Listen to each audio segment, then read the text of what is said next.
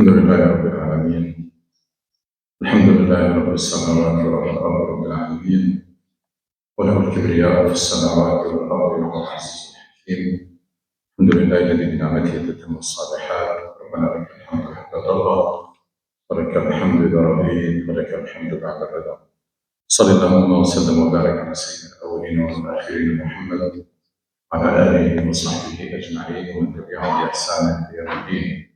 أشهد أن لا إله إلا الله وحده لا شريك له الملك الحق المبين، وأشهد أن محمدا عبده ورسوله وصفيه من خلقه وخليله وأمين على وحيه. يا أيها الذين آمنوا اتقوا الله حق تقاته ولا تموتن إلا وأنتم مسلمون. يا أيها الذين آمنوا اتقوا الله وانظروا نفس ما قدمت لغد واتقوا الله إن الله خبير بما تعملون.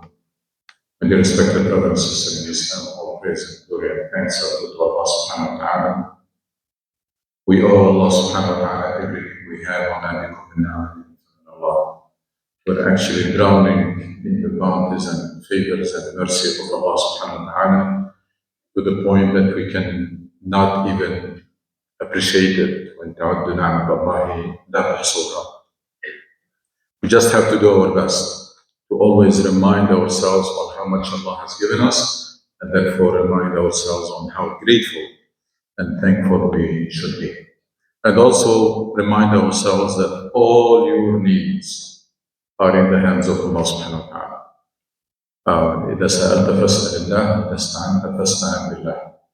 So always make dua and supplication to Allah subhanahu wa ta'ala. It's one of the best acts of worship, and it shows how badly you need Allah subhanahu wa ta'ala, and Allah loves to be asked and does not like it when you don't ask, when you don't pray for Him.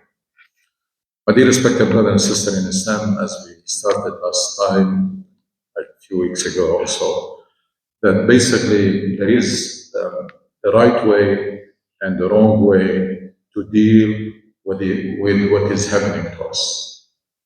What is happening in the world, number one, and what is happening to you and around you. There is a right way and there is a wrong way of dealing with this. And we have to know both so that we can avoid completely the wrong and futile approaches and adopt the Islamic approach, which is the most effective. Especially nowadays, things became so overwhelming. I probably never seen Muslims so divided, not in their stand about issues or interpretation, it's even in their understanding. Everybody has a different version of what's happening. Facts happening on the ground, and because different people are watching different media, everybody has a different version. And it's to the point they are contradictory. They say the truth is the first victims of wars. You need to make an effort to find the truth because things are so polarized between extremes. Now, the wrong ways, I'm going to mention a list of them and make sure that if you practice one of these, to try to abandon it, because these are bad approaches, very inefficient, futile, some of them even wrong Islamically, but definitely all of them will produce nothing. One is denial. When something happens to you or happens in the world or happens to Muslims, denial. Denial means looking the other way. It's not happening. So you behave as if. This is the preferred approach of many Muslims. Unfortunately, many people actually, because it makes the person feel good. Something is happening, there is a problem. No, there is not. I'm okay. No, you're not. There is a problem. So denial, try to avoid it because it doesn't help. When you deny a problem, it's not going to go away. It's going to become worse. So the moment you address it, you will find it much more complicated. It used to be a small problem. Now it's a crisis that you have to deal with. So make sure this is something that you never do. Confront the reality as is. Looking the other way or slipping things under the rug does not help. One.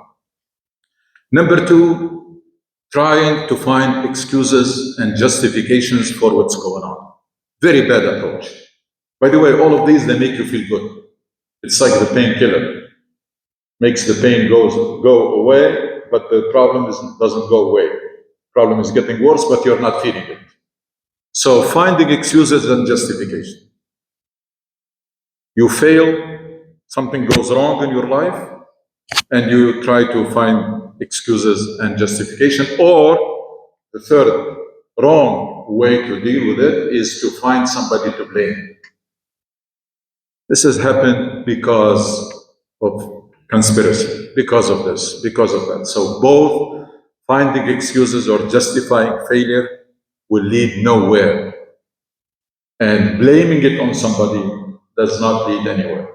I have seen time and again problems in Muslim families where people are just blaming one another. It's going nowhere. It's your fault, no, it's yours. No, it's yours. It leads nowhere. So rather than focusing on solving the problem, everybody is trying to win the argument that it's not my fault, it's yours. So finding somebody to blame doesn't help. Even this idea of conspiracy, by the way, which is nowadays many people and many Muslims are using it all the time. Why things are happening? The world is conspiring against us. But there is another question after that. Why the world is conspiring against you? Because you are weak. So the problem becomes your weakness that needs to be fixed. Not the world is conspiring, because the world is conspiring is not going to go away. You can complain, it's not going to help. So why they're conspiring against you? Countries and nations are pursuing their interests. And if they find you weak, then you only have yourself to blame, because complaining is not going to help. So blaming and scapegoating, it's something that we need to avoid. Remember the typical example when the national soccer team loses the game because it was bad, because the team is bad. So what do we say in the media? It's the referee was biased, the weather was not good, the pitch was not in good shape, the food they gave us is not, etc. All of this not to say our team is bad, but needs to be improved.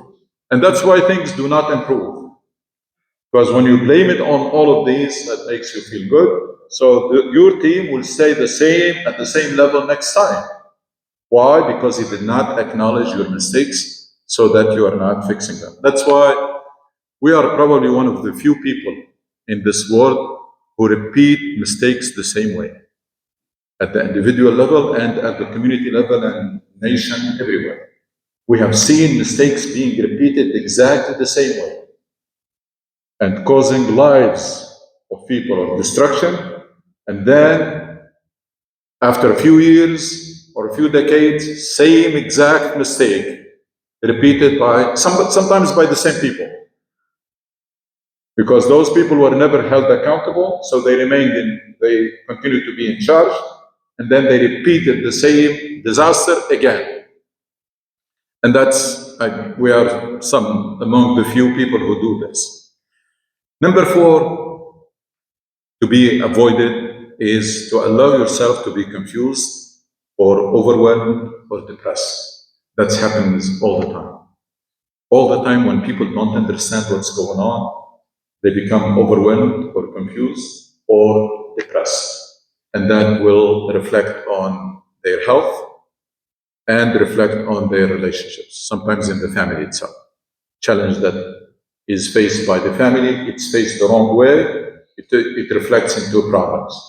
Why? Because it was not addressed the right way. So try to resist this idea, I'm confused. No, you're not. Take a step back and try to see clearly what's going on. So this idea of I'm confused is not an excuse, and that's something that we need to avoid. And as I mentioned last time, believers, they have a prescription and a recipe that will prevent them from being overwhelmed or confused or depressed. Number 5, approaches to be avoided is withdrawal. It's so complicated, you withdraw from it. It's also happening even at the family level. That when things get complicated, a person says, I don't care anymore. They fail in raising their children or in their relationship with their children, they just withdraw. They fail in their spousal relationship, they withdraw. They fail in understanding what's going on around them, they just isolate themselves and then just mind their own business. That's also not allowed. And that passive approach is futile. Number 6, and this is happening nowadays as we speak, is a disease that really we need to treat it, and urgently. It's the wishful thinking or the daydreaming. You convince yourself of something that is not real. Like you are being destroyed and you convince yourself that you are a winner or victorious. This has now become so common. It's called daydreaming. Somebody is dreaming while their eyes are open. Or wishful thinking.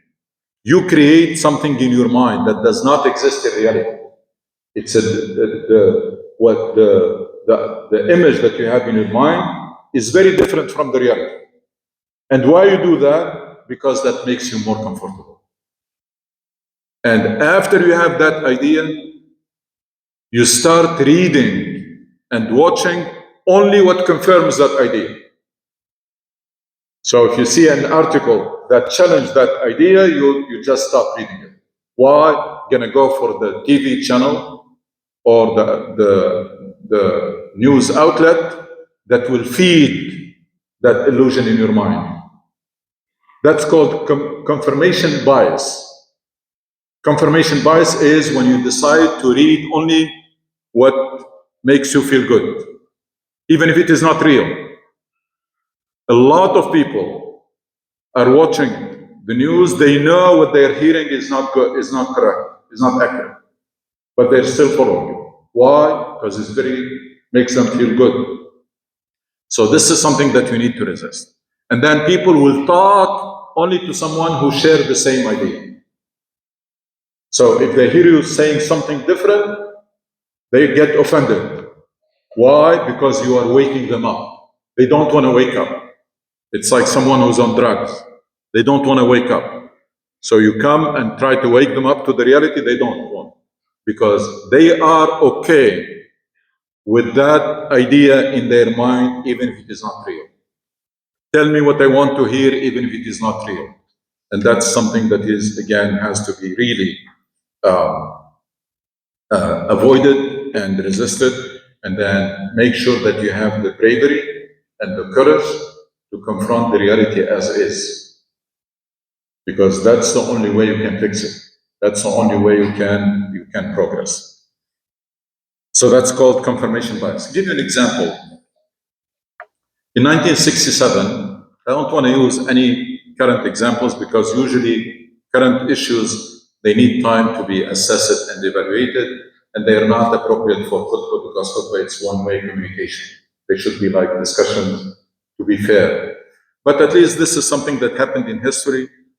Many of you probably did not live this time, but those of you either lived or heard about it. In 1967, Nasser, who was the president of Egypt, made disastrous decisions. A lot of miscalculations.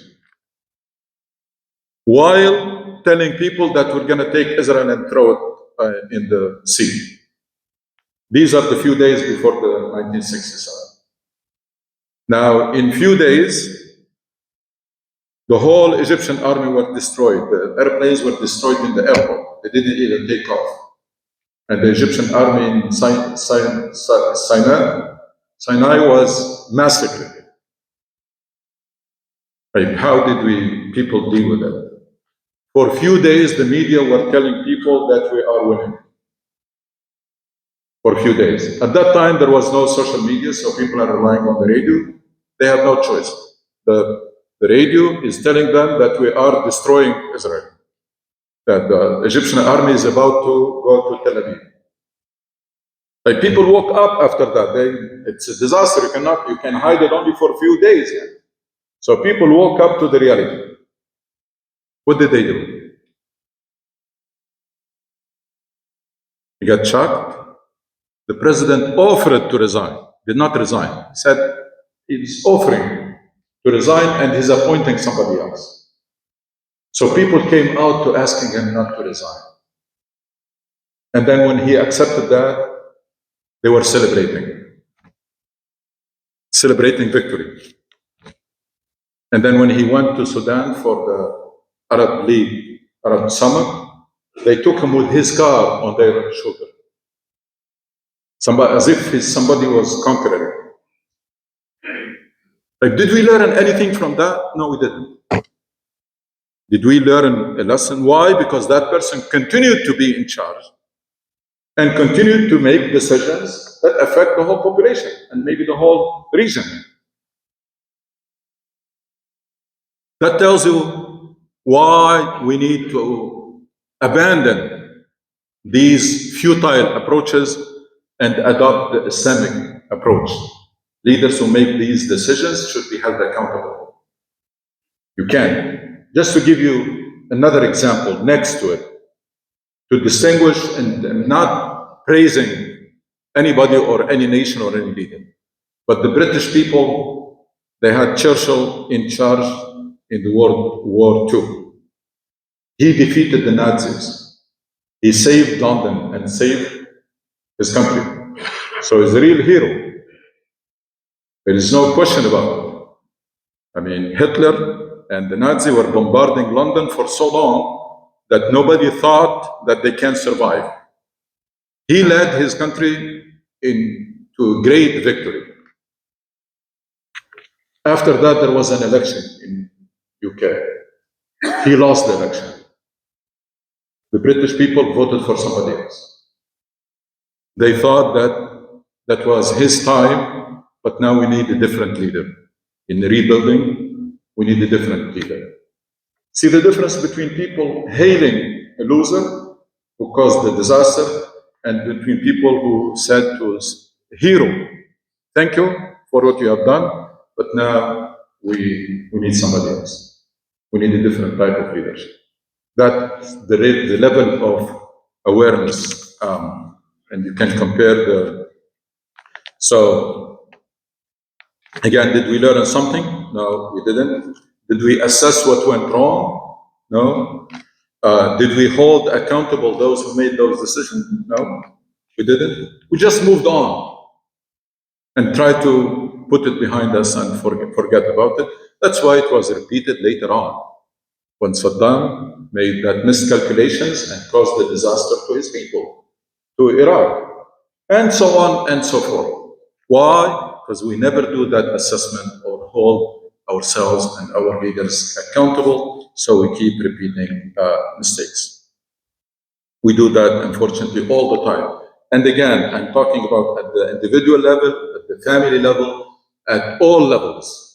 We still repeat the same mistakes and we don't learn lessons, even though wisdom starts by learning lessons from your mistakes so that you don't repeat them again.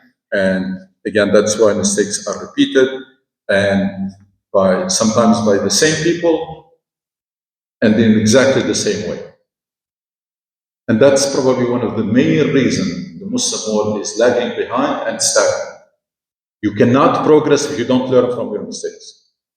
You cannot progress if you keep fooling yourself, deceiving yourself, self-deception.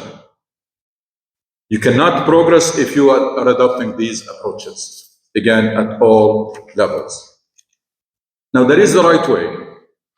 There is a right way of dealing with what happens to us, again, at all levels. The way a true Muslim, a believer who is on a mission, who is mission-driven, who is purpose-driven in this life, not just living, but living for a purpose, with a clear goal and destinations and clear directions, as we have seen. Someone who sets your eyes on pursuing Ridwanullah, that I am going to pursue whatever makes Allah pleased with me, no matter what.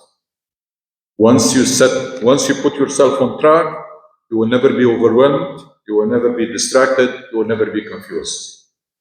And you will never fool yourself. Because a true Muslim is always after the truth. You're gonna go after the truth even if it is not convenient. And you will not fool yourself or deceive yourself. Allah subhanahu wa ta'ala gave us the ability to see things clearly. وَمَنْ يَتَّقِ اللَّهَ يَا أَيُّهَا الَّذِينَ آمَنُوا اتَّقُوا اللَّهَ يَجْعَلْ لَكُمْ فُرْقَانًا. If you are true in your devotion to Allah, Allah will give you that ability to see things clearly. So no more confusion and no more being overwhelmed.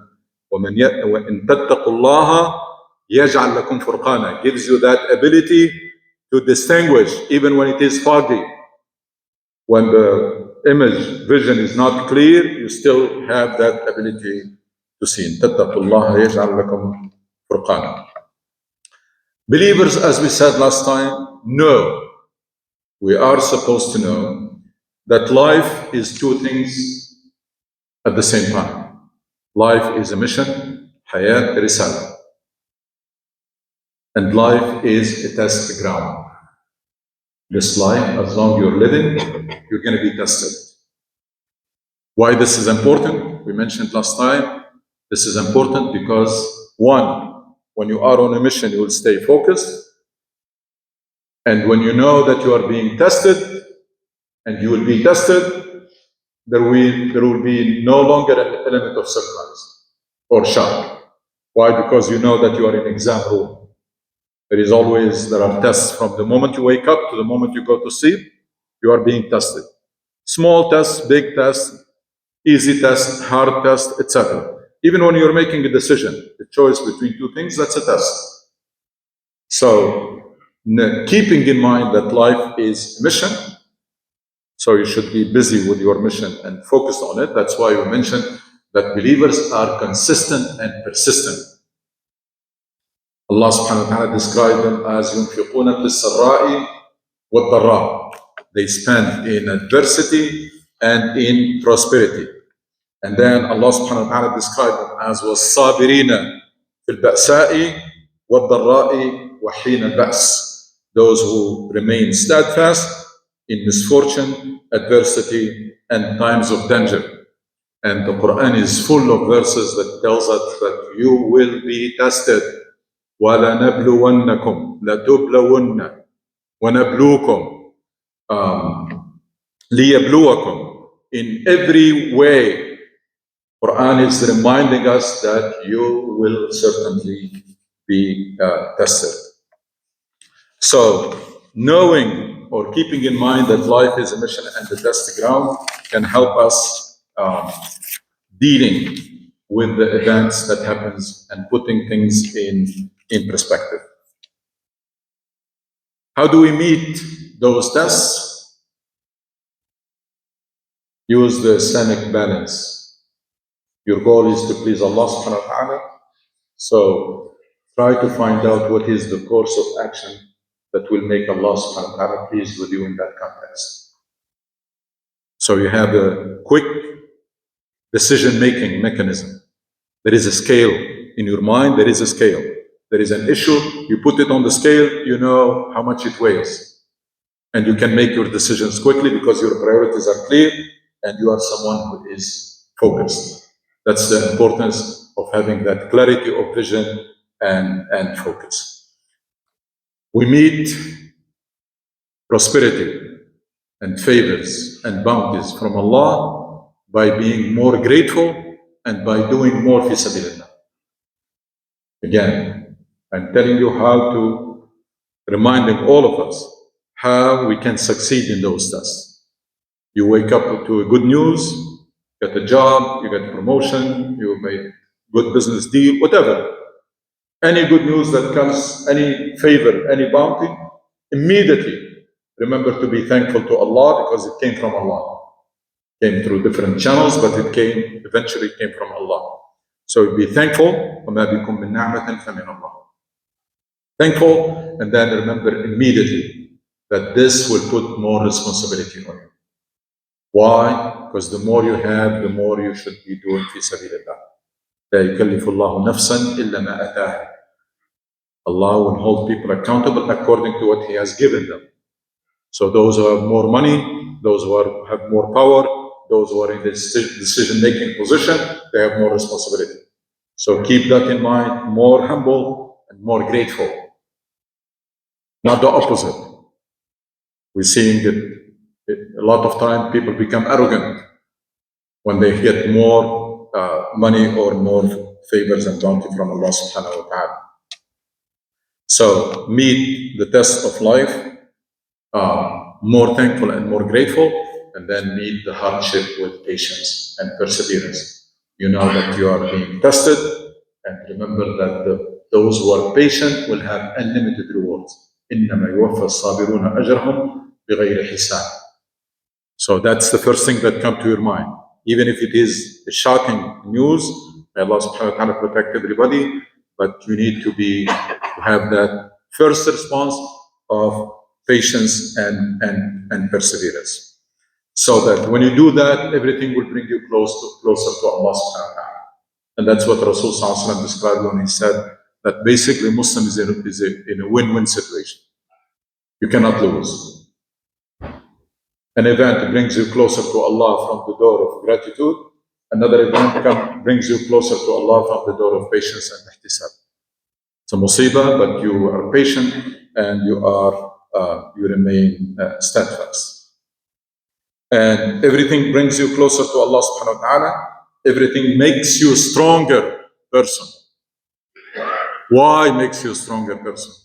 Because you learn your lessons. You exercise that self-assessment, so you emerge from that incident a better person and stronger. Either more thankful and more grateful, or stronger because you passed that test. When you are tested and you remain patient and persevere. And especially with lessons learned. Make sure you exercise this with yourself all the time. This self-assessment, muhasabah. What is it that I did wrong? Why? What went wrong and why? And avoid all those futile approaches, blaming it on somebody or exonerating yourself. No. Hold yourself accountable. What went wrong and why? Or what is it that I have done wrong? So that you can fix it, and mainly, what lessons do I learn? Practice that with yourself and practice that with your family. And of course, we need to practice it at the higher level, communities and nations, etc. After every incident that involves you, your spouse, your child, whatever, make sure you sit down and say, what do we learn from this? What are the lessons learned? People who are successful are those who learn lessons. At least from your own experience.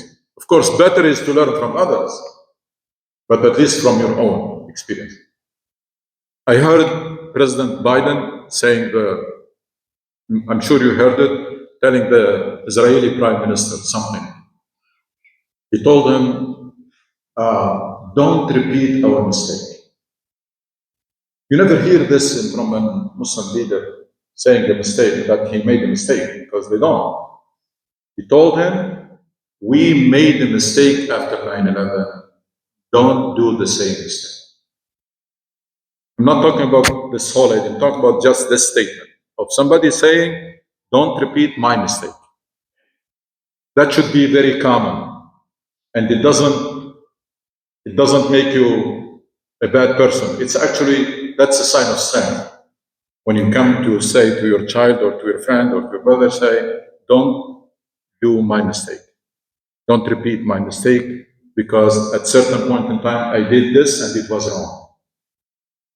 So and be open when somebody gives you an advice. Actually, you should be even thankful. Shouldn't be offended when you get an advice. You should be thankful, because that's the best gift a person can give to another person, which is when they give you advice from their own experience. So you're learning from your experience, and you're learning also from the experiences of others. Now, when it comes to the right approach, as I mentioned, always remember that in this life, you are in mission with clear goals, that you're pursuing Ridwanullah subhanahu wa ta'ala, the biggest prize. And remember the statement by Rasul sallallahu alaihi wasallam in one of the worst moments of his life. What did he say?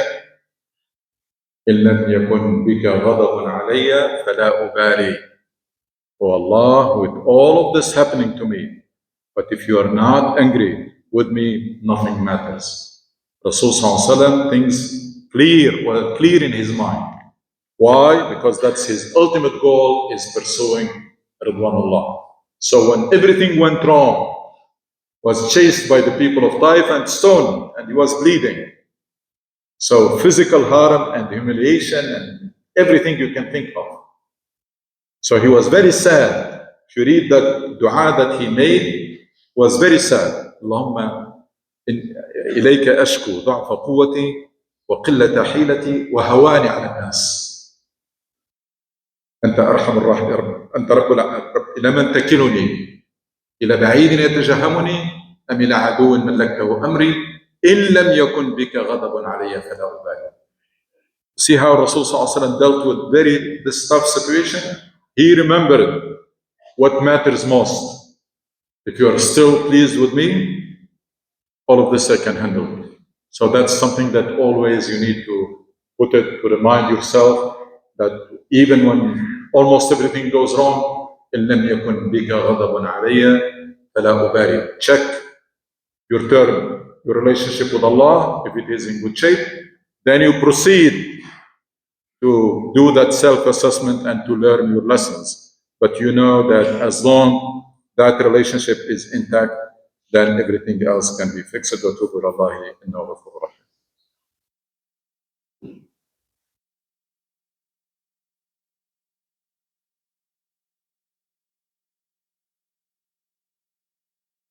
إن الحمد لله نحمده ونستعينه ونستغفره ونستهديه ونتوب إليه. نعوذ بالله من شرور أنفسنا ومن سيئات أعمالنا.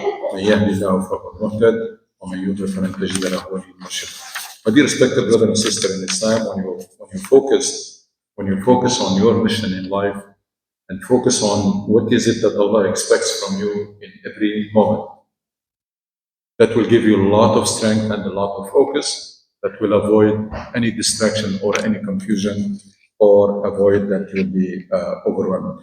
Ask yourself always the question, what is it that Allah subhanahu wa ta'ala expects from me or want to see from me in this context, and do it. Ask yourself when you go to sleep, what is it that you have done today fi sabilillah? In what way you as a person has improved? What did you learn? What did you contribute? What contribution you made? And remember that we die every night and we come back in the morning, if we come back. And Allah is giving us more opportunities. So we should be thankful and push ourselves to do more fi sabilillah. So can always do that self-assessment about what happened already, and then have the intention that tomorrow, if Allah subhanahu wa ta'ala gives you life, send you back to life, you're going to try to fix some of the issues, some of the bad habits, some of the mistakes, and you try to be better prepared to meet Allah subhanahu wa ta'ala and to get closer to Him and to do more fi sabilillah. ربنا اتنا في الدنيا حسنة وفي الآخرة حسنة وقنا عذاب النار. اللهم اشف مرضانا وارحم موتانا وتوفنا وقرض عنا واختم بالصالحات أعمالنا واجعل خير أعمالنا خواتمها وخير أيامنا يوم نلقاك. ربنا ارحم والدينا كما ربنا صغارا وارحم موتانا وجميع موتى المسلمين. لا إله إلا أنت سبحانك إنا كنا من الظالمين. صلى الله على سيدنا محمد وعلى آله وصحبه.